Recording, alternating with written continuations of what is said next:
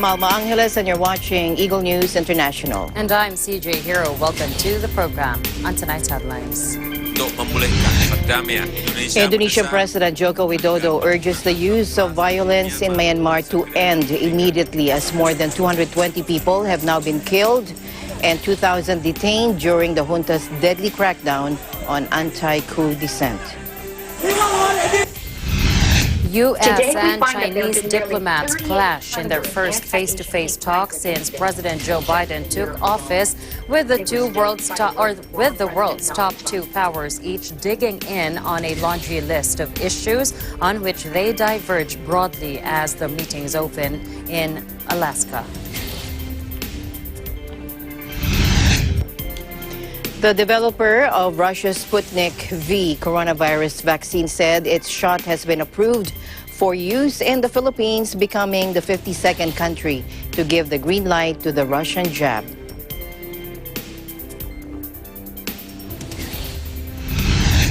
And new coronavirus infections in the Philippines hit record high on Friday, health officials said, as pandemic restrictions were tightened in the capital to combat the resurgence in cases.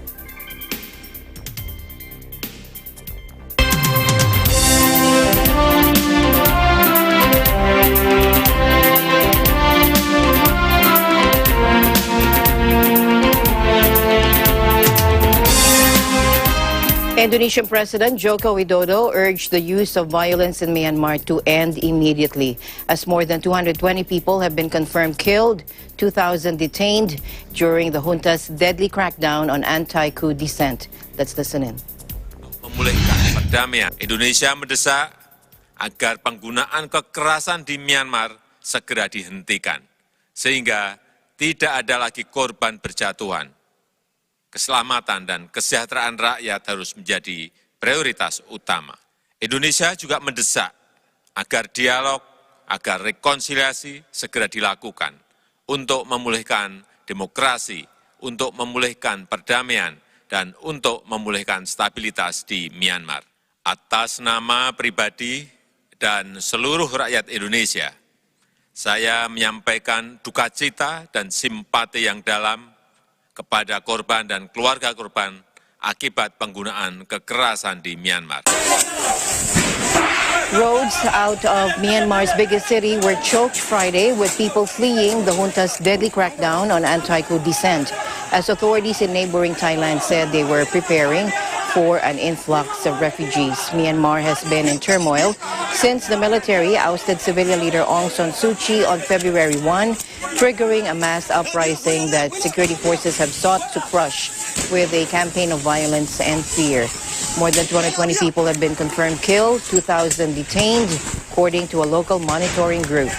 The junta this week imposed martial law over 6 townships in Yangon, the nation's former capital and commercial hub, effectively putting nearly 2 million people under direct control of military commanders. Across the Myanmar border in Thailand's Tak province, authorities said they were preparing shelters for an influx of potential refugees. About 90,000 refugees from Myanmar already live along the porous border, fleeing decades of civil war between the military and ethnic armed groups.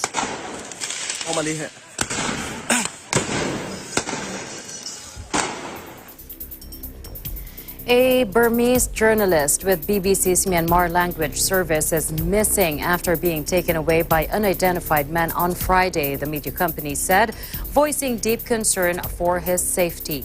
We are extremely concerned about our BBC News Burmese reporter Ang Thura, who was taken away by unidentified men, the BBC's press team said on its verified Twitter account.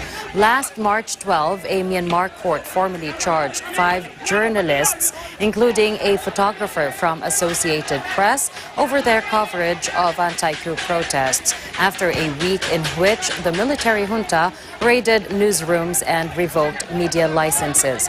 5 journalists covering an anti-coup protest in Yangon last month were arrested and are facing charges of causing fear, spreading false news, or agitating directly or indirectly a government employee.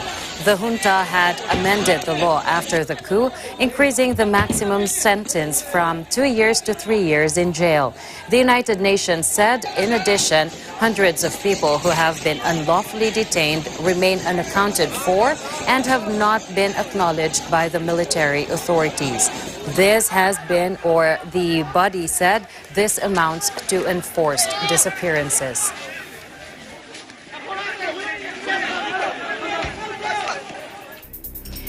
In other news, Asian American communities were on alert after a shooting rampage that left 6 women of Asian origin dead and stoked fears in a population already alarmed by a surge in hate crimes during the coronavirus pandemic.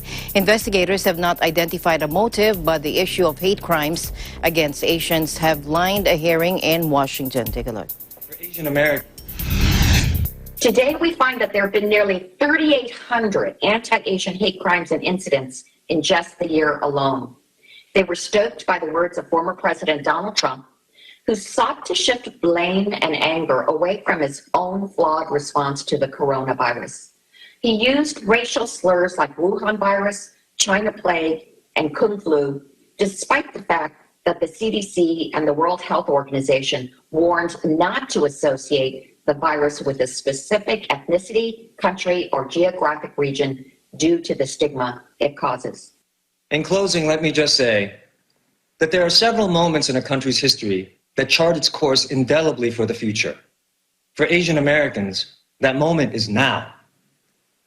What happens right now and over the course of the coming months will send a message for generations to come as to whether we matter, whether the country we call home chooses to erase us or include us, dismiss us or respect us, invisibilize us or see us. I want to make clear that all Asian Americans who are understandably feeling hurt and afraid right now and wondering whether anyone else in America cares, that Congress sees you, we stand with you, and we will do everything in our power to protect you. Any Asian hate did not begin with the COVID-19 pandemic, and it will not end when the pandemic is over. All the pandemic did was exacerbate latent anti-Asian prejudices that have long and ugly history in America. It's also provided an excuse for some to act on those prejudices. In fact, there have been discrimination against lots of people in this country, and all of that has been exacerbated.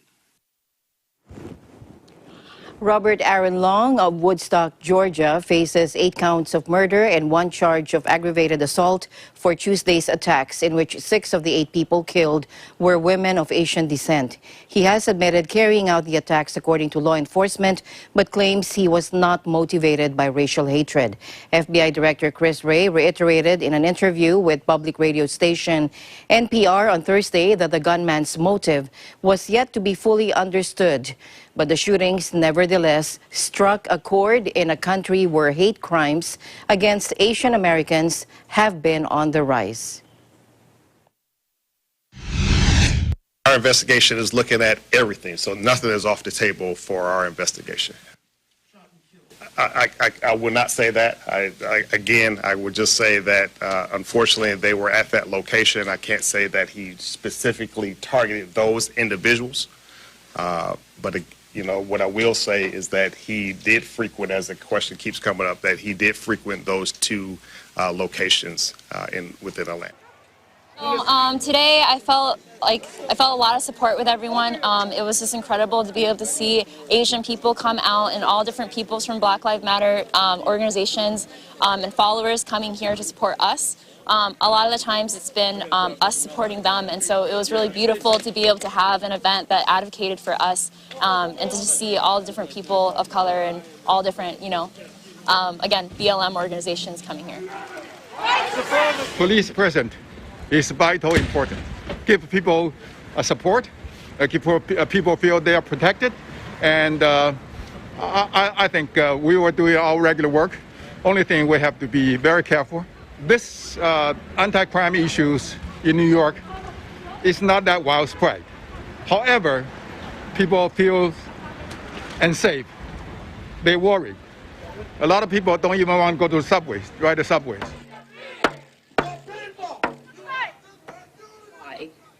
For over a year, Asian Americans have been fighting an additional virus of hate and bigotry. Anti-Asian rhetoric, like China virus, Kung flu, misinformation, racism have left Asian Americans traumatized and fearful for their lives. At the White House, President Biden ordered flag on federal property at half-staff for 4 days to honor the victims of the triple attacks in Atlanta. He and Vice President Kamala Harris will travel there tomorrow to meet with Asian American leaders.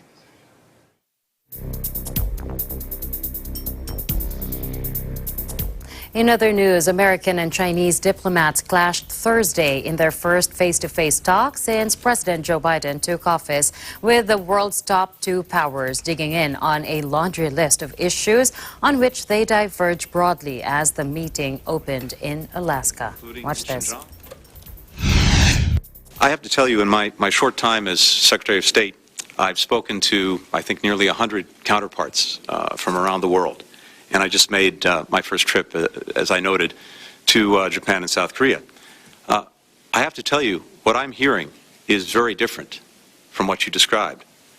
I'm hearing deep satisfaction that the United States is back, that we're re-engaged with our allies and partners. I'm also hearing deep concern about some of the actions your government is taking. And we'll also discuss our deep concerns with actions by China, including in Xinjiang, Hong Kong, Taiwan, cyber attacks on the United States, economic coercion toward our allies. Each of these actions threaten the rules-based order that maintains global stability. That's why they're not merely internal matters, and why we feel an obligation to raise these issues here today. I recall well when President Biden was vice president and we were visiting China, and this was in the wake of the financial crisis. There was much discussion then, including with then Vice President Xi Jinping. And Vice President Biden at the time said, it's never a good bet to bet against America. And that remains true today. We do not seek conflict, but we welcome stiff competition, and we will always stand up for our principles, for our people, and for our friends. 回来和大韩民国，我相信我们的盟友对于今天、明天，因为这个我们要问的这些议题呢，不单对中国、美国而言是。 Beijing was equally sharp in its response. Foreign Minister Wang Yi called on him to abandon the Cold War mentality, saying Beijing wanted no confrontation, no conflict. China is firmly opposed to U.S. interference in China's internal affairs, Yang warned, and added, we will take firm actions in response. Wang denounced the latest U.S. sanctions against senior Chinese officials over what Washington considers Beijing's quashing of Hong Kong's freedoms announced on the eve of the talks. Visibly stung by the American accusations, he reproached the United States at length, demanding Washington to stop advancing its own democracy in the rest of the world.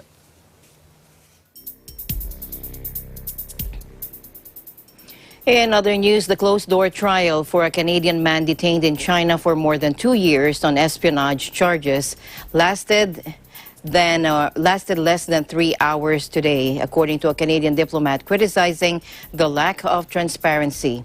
Jim Nicol, the charge d'affaires of the Canadian Embassy in Beijing, was outside the courtroom earlier. Let's listen in.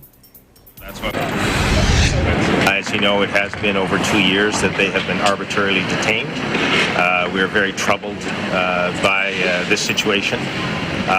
We're asking, demanding their immediate release, given the nature of their detention. And so it has come, in one respect, it has come as a surprise that the hearings are taking place. But as I say, it has been more than 2 years. So we are disappointed with the lack of transparency in the process.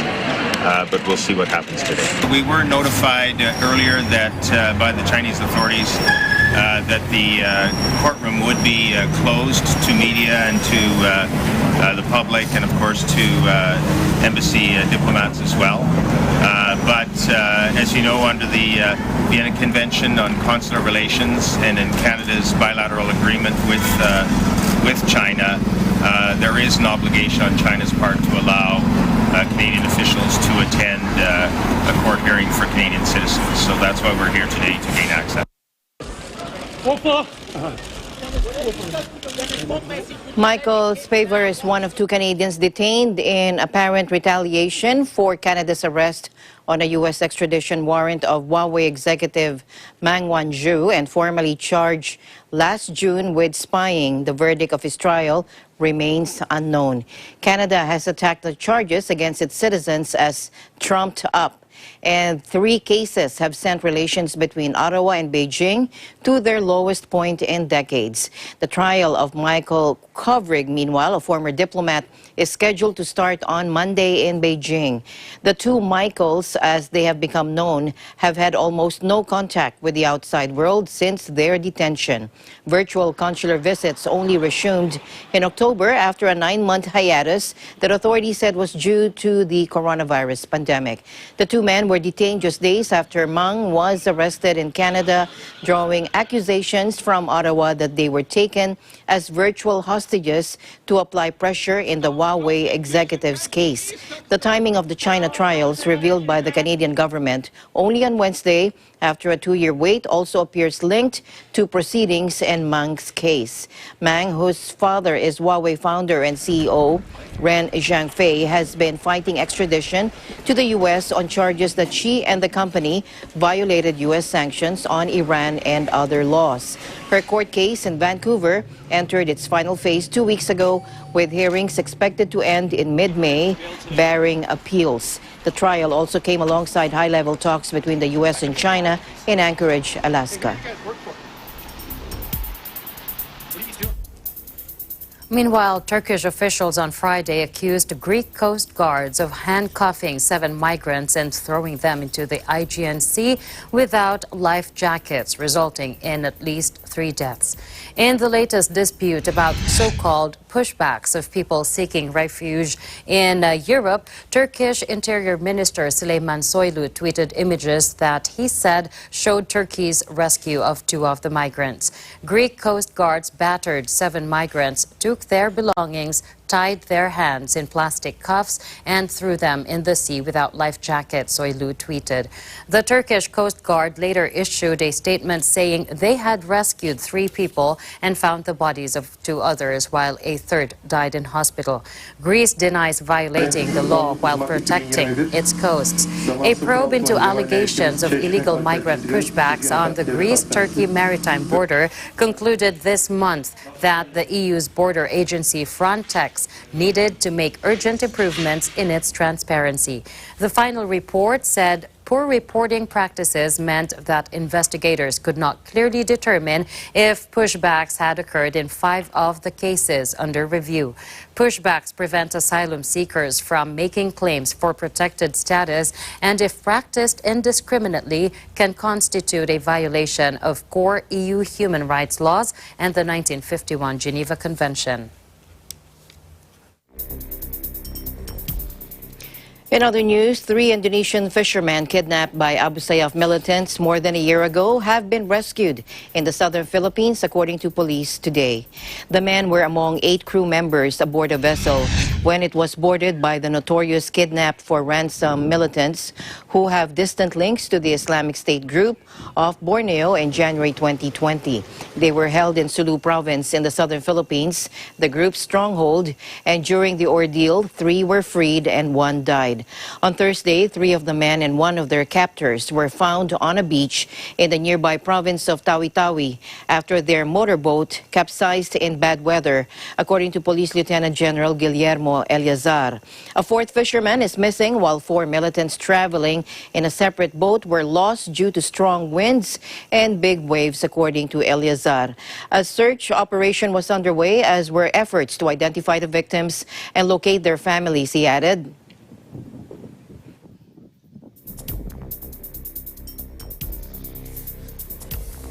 North Korea severed diplomatic ties with Malaysia on Friday after a court there ruled that a North Korean man could be extradited to the United States to face money laundering charges.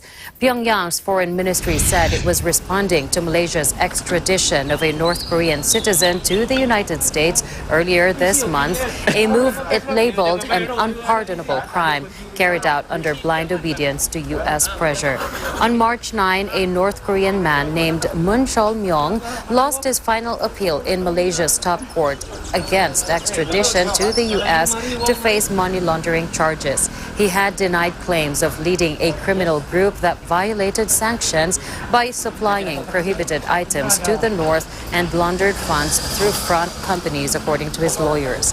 Moon, in his 50s, faces 4 charges of money laundering and 2 of conspiracy to launder money.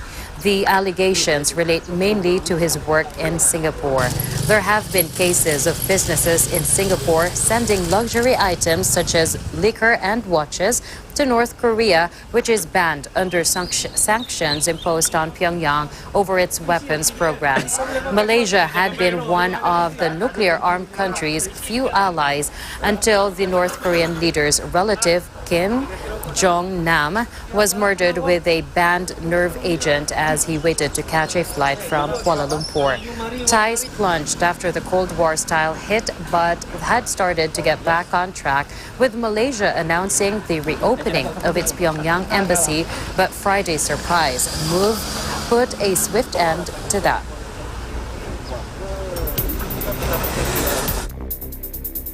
In other news, Samia Suluhu Hassan was on Friday sworn in as Tanzania's first female president after her predecessor John Magufuli died suddenly from a mystery-shrouded illness. Hassan, 61, a soft-spoken ruling party stalwart from the island of Zanzibar, will finish Magufuli's second 5-year term, set to run until 2025. Wearing a bright red headscarf, as you can see here, Hassan, who is Muslim, was sworn in at a ceremony in Dar es Salaam, where neither she nor the majority of attendees wore a mask in the COVID-septic nation. She becomes the only other current serving female head of state in Africa, alongside Ethiopia's Saleh Work Zewde, whose role is mainly ceremonial, whereas the president in Tanzania is also head of government. Hassan was little known outside Tanzania until she appeared on state television on Wednesday night to announce that Magufuli, absent from public view for 3 weeks, had died from a heart condition. But questions have been raised over the true cause of the 61-year-old's death after rumors that the famously COVID skeptic leader had sought treatment abroad for coronavirus. Main opposition leader Tundu Lissu insists his sources said Magufuli had COVID-19 and had actually died a week ago.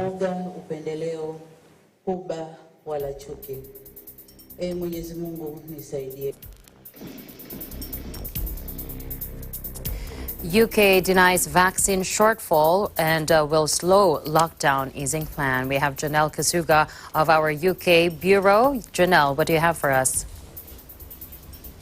Hello, CJ. On Thursday, the UK government insisted the plan to ease coronavirus lockdowns in the coming months remain on track. Prime Minister Boris Johnson has also announced that he will take the vaccine developed by AstraZeneca, despite a number of European countries halted their rollout of the jab over safety fears. In a statement, Johnson has said, "We have now vaccinated over 25 million people across our entire United Kingdom, more than the entire population of many countries, and our progress along the road to freedom continues unchecked. We remain on track to reclaim the things we love, to see our families and friends again, to return to our local pubs, our gyms, our sports facilities, and of course, our shops." The UK government's phased easing of its third lockdown in England, which was imposed in January amid a winter surge in caseloads of COVID-19 and resulting deaths, hinges on the success of the inoculation drive. Health Secretary Matt Hancock earlier said supply constraints were compounded by the need for Britain to retest a batch of 1.7 million doses already received. but he insisted to Parliament that the vaccination programme is on track to meet the targets they have set out. Also, the government said it was sticking to its target of offering a first dose to every adult by the end of July. Boris Johnson dismissed questions in Parliament about why several countries had suspended use of the product developed by the British-Swedish pharmaceutical company with scientists at Oxford University.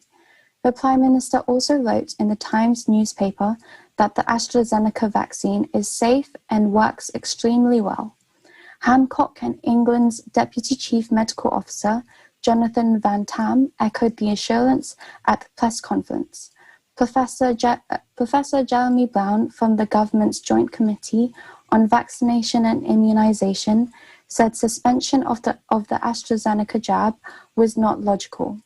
More agencies such as the European Medicines Agency, the World Health Organization, and Britain's Medicine and Healthcare Products Regulatory Agency have all backed the AstraZeneca jab. CJ?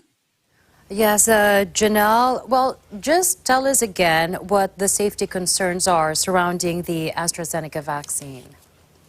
Well, CJ, countries like France and Spain and Germany have halted its usage due to multiple cases of people developing blood clots and brain hemorrhages after being vaccinated.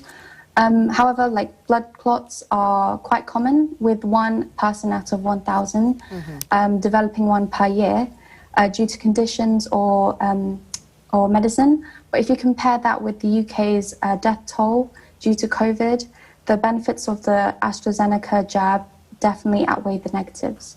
All right. Thank you so much, Janelle, for your report. Please do stay safe over there and keep us posted on what's happening there in the UK. Thank you, CJ. Reporting from London, United Kingdom, I'm Janelle Kasuga. We live in interesting times. Thank you, Janelle. And the news continues here on Eagle News. We'll be right back.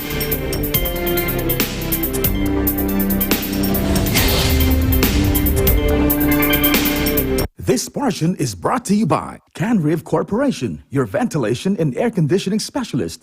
Services offered: supply and installation of elevators, escalators, air conditioners, ventilators, jet towel, hand dryers, generators, access control system, factory automation, and modernization. For more info, please contact Ami Kanke at 0915-263-7198 or 0998-900-3224. Mula noon hanggang ngayon, gabay natin ang MTRCB ratings sa matalino at responsableng panonood.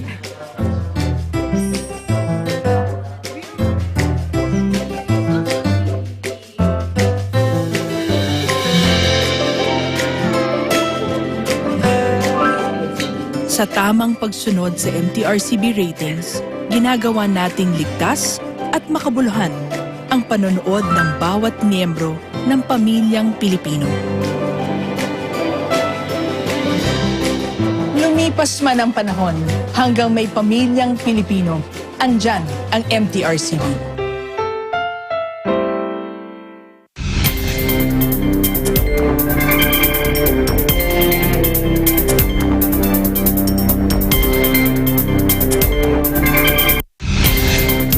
Welcome back. New coronavirus infections in the Philippines hit a record high today, according to health officials, as pandemic restrictions were tightened in the capital to combat the resurgence in cases.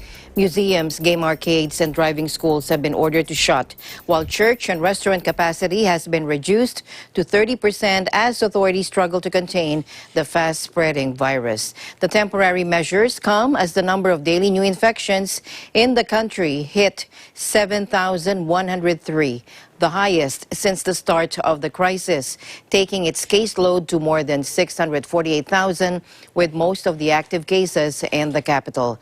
Experts have warned the figure could reach 11,000 a day by the end of the month, while the COVID-19 task force has called for available vaccines to be deployed to virus hotspots. Staying here in the Philippines, the developer of Russia's Sputnik V coronavirus vaccine said Friday its shot had been approved for use in the Philippines, becoming the 52nd country to give the green light to the Russian jab.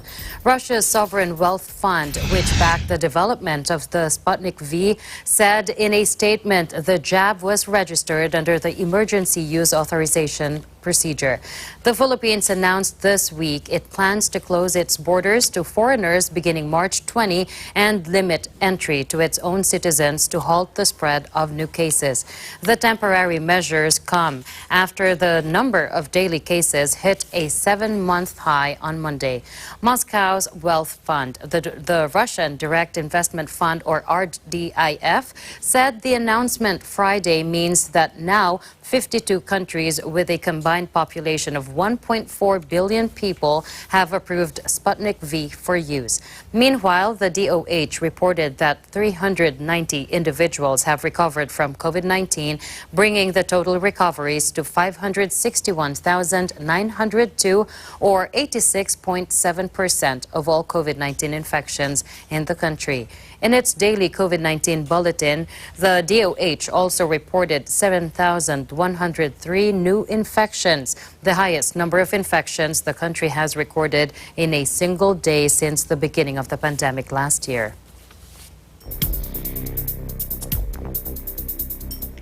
In a related news, the government will order some 3 million doses of Sputnik V COVID-19 vaccine developed by Russia's Gamaleya Institute after the Food and Drug Administration issued an emergency use authorization, or EUA. National Task Force Against COVID-19 Chief Implementer Carlito Galvez Jr. said on Friday an initial meeting is set on Tuesday. Negotiations will also involve allowing local government units and private firms to procure Sputnik V jabs.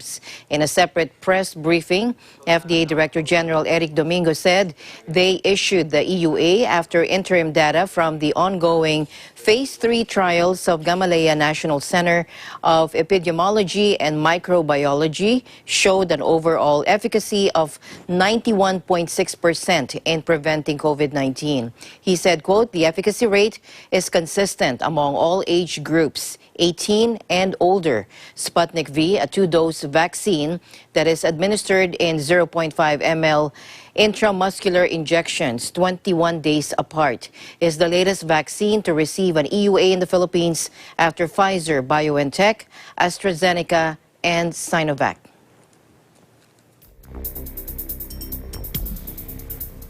Still in a related news, the developer of Russia's Sputnik V coronavirus vaccine said Friday it had signed a partnership with an India-based drug maker for the production of 200 million doses of the 2-dose jab. The Russian Direct Investment Fund, or RDIF, which backed the development of Sputnik V, said in a statement it had partnered with Stelis Biopharma to produce and supply a minimum of 200 million doses of the Russian Sputnik V vaccine. Stelis Biopharma is expected to be able to start supplying the vaccine from the second half of the year.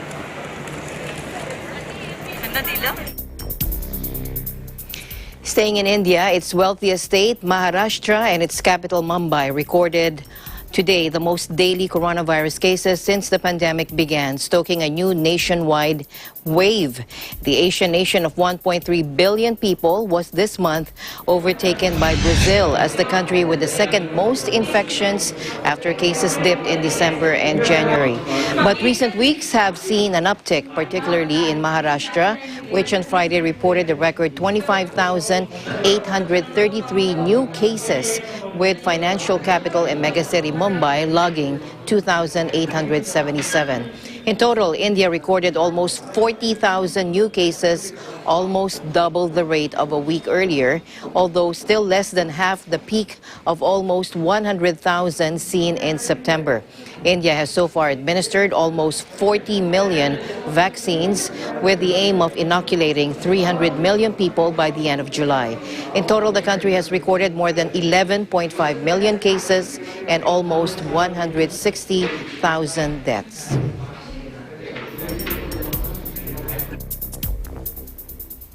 Meanwhile, the head of the European Medicines Agency says she wants to raise awareness among those who have been or intend to be vaccinated with AstraZeneca's vaccine in case of any side effects. The chair of the EMA Pharmacovigilance Committee says research has found the vaccine causes no increase in overall risk of blood clots and labels such events as rare. Take a look.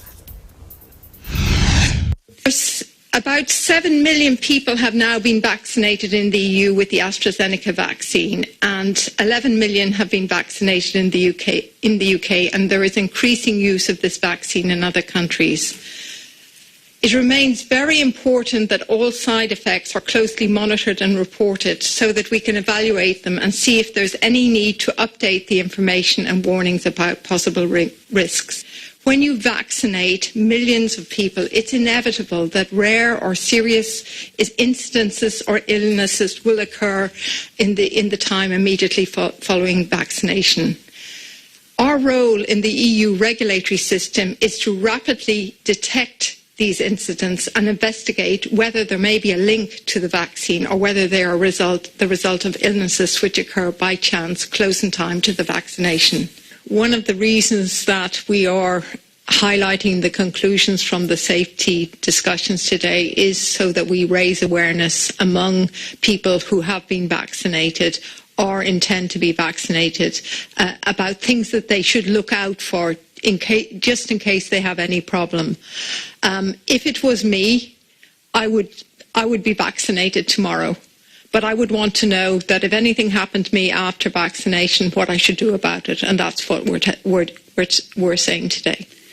PROC noted that the number of thromboembolic events reported after vaccination is lower than the expected in the general population. And PROC has concluded that there is no increase in the overall risk of blood clots with this vaccine. PROC also concluded that it's very important that these events are rare. As of last night, 7 cases of this disseminated intravascular coagulation and 18 cases of cerebral venous sinus thrombosis were reported out of almost 20 million vaccinated people.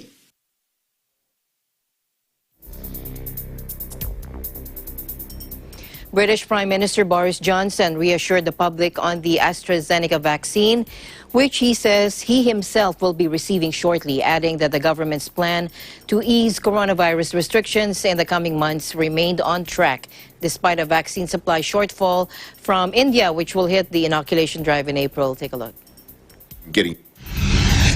First, the Independent Medicines and Healthcare Products Regulatory Agency has reviewed the evidence, as it does every week.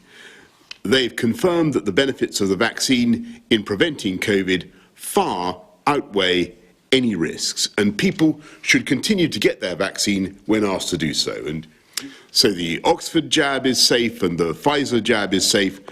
The thing that isn't safe is catching COVID, which is why it's so important that we all get our jabs as soon as our turn comes. And as it happens, I'm getting mine tomorrow, and the centre where I'm getting jabbed is currently using the Oxford AstraZeneca vaccine for those receiving their first dose, and that is the one I'll be having.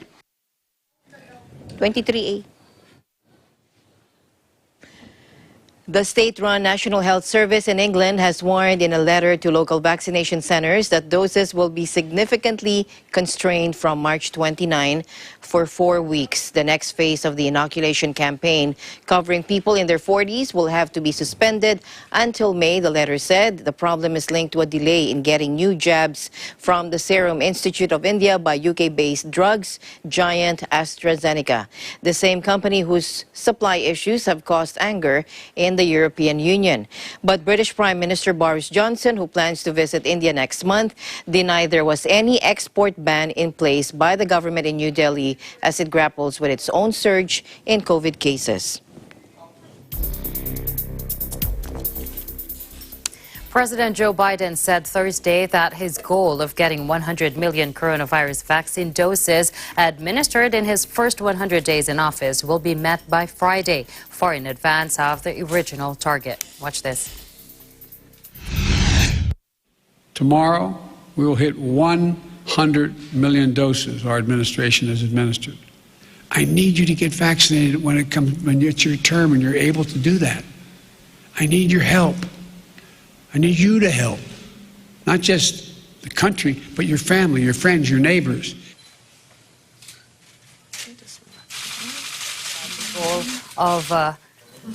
Thank you. Despite initial skepticism about the goal of getting out 1 million vaccines a day, health workers are now injecting between 2 and 3 million shots daily. The accelerating vaccine rollout is dovetailing with falling infection rates, leading to optimism that the world's biggest economy is headed for a powerful rebound. With vaccine production churning out in the United States, the Biden administration says it is now on the point of being able to send surplus of the AstraZeneca version to neighboring Mexico and Canada. Biden's press secretary Jen Psaki said that 2.5 million doses were being lined up for Mexico and 1.5 million for Canada. A total of 7 million doses are stockpiled. However, Psaki was vague on the timing.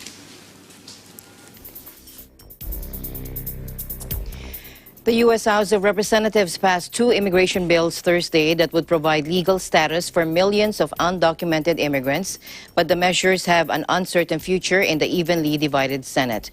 Rather than trying to ram through comprehensive immigration reform, similar to the massive effort that failed in 2013, and during today's heightened tensions along the U.S.-Mexico border, House Speaker Nancy Pelosi opted for a different strategy. She aims to coax a pair of more modest measures through Congress and towards President Joe Biden's desk.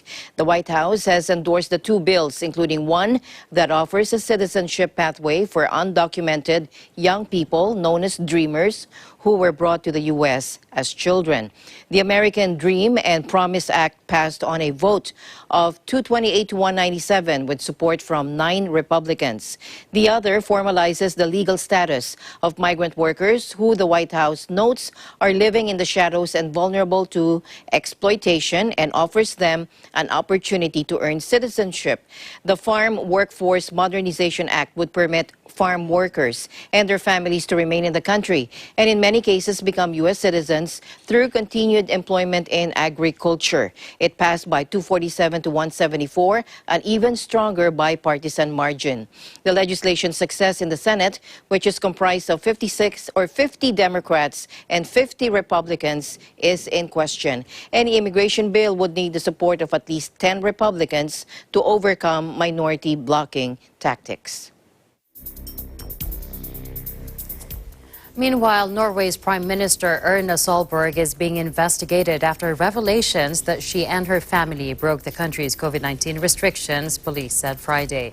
For her 60th birthday at the end of February, Solberg gathered her family in the ski resort town of Geilo in breach of restrictions and recommendations on limiting social interactions, public broadcaster NRK revealed on Thursday.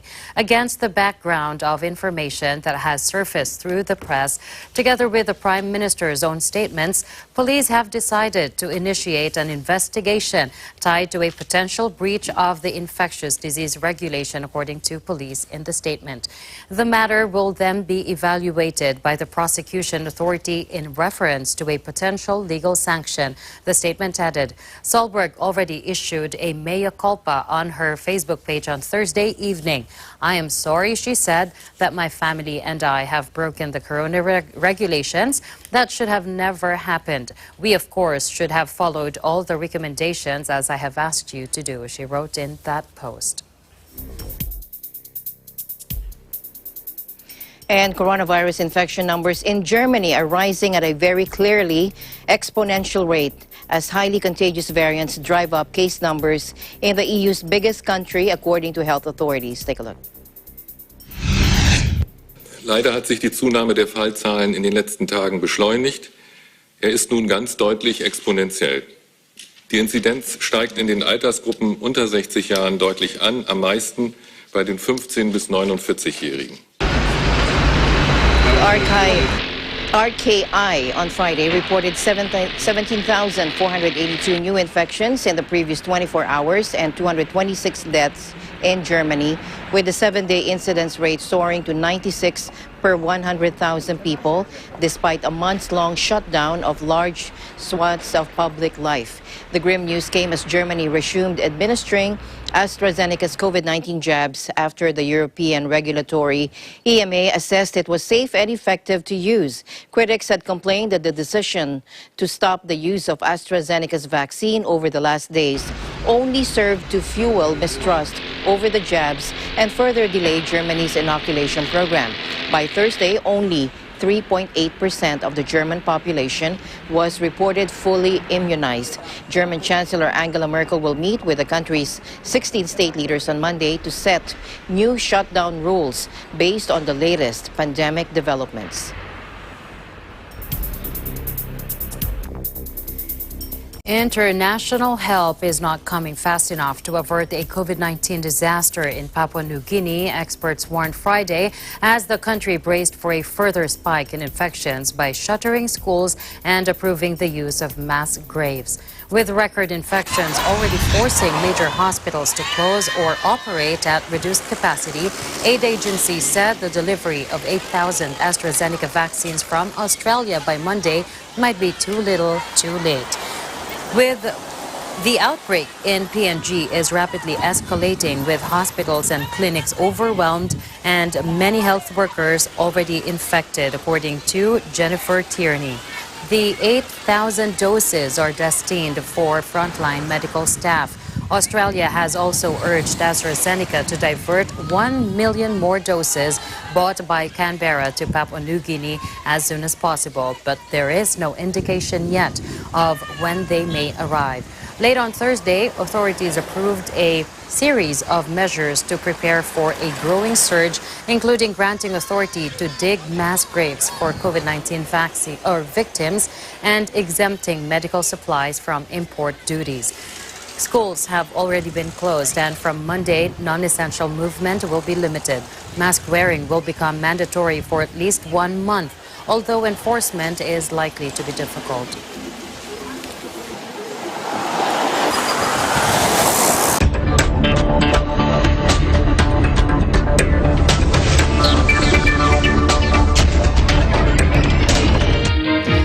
The COVID-19 pandemic seriously impacted all economies around the world last year, with trillions of dollars of lost earnings, but several countries also showed unexpected resilience too.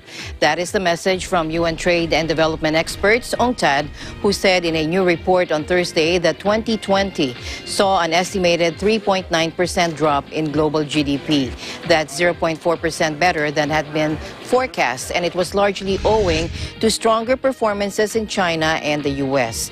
Regionally, although Western European economies were affected by the earlier than expected second wave of virus, East Asia and Latin America fared a little better than expected, according to UNCTAD. Other countries to withstand serious economic downturns were Brazil, Turkey, and the U.S., thanks to large government relief measures and rising commodity and asset prices that spurred growth. The rebound in raw materials prices also benefited several developing American economies, according to UNCTAD. And for 2021, UNCTAD announced global growth of 4.7% at 0.6% better than an earlier forecast.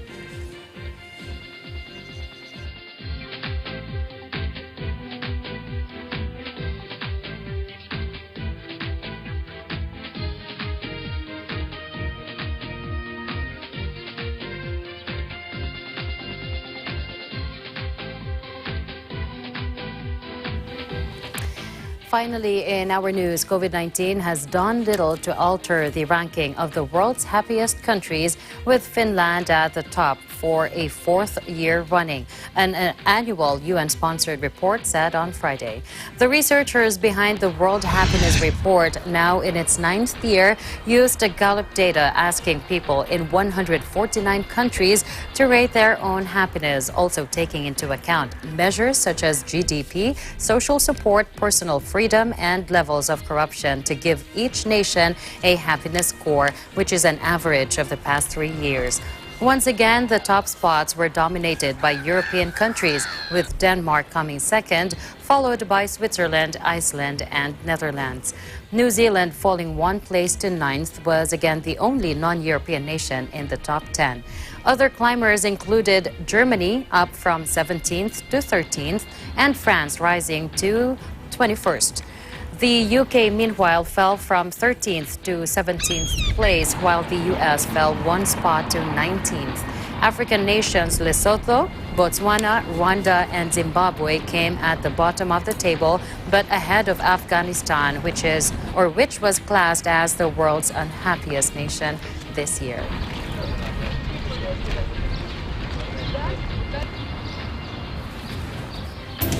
Well, those are very important factors to consider when, you ask someone, True. Are you happy? Gotta stay positive. Stay positive. And that's it for tonight's broadcast. Thank you so much for joining us. I am CJ Hero. Please join us again tomorrow. And at the end of the day, there remains so much more to be grateful and happy for. I'm Alma Angeles, and we live in interesting times.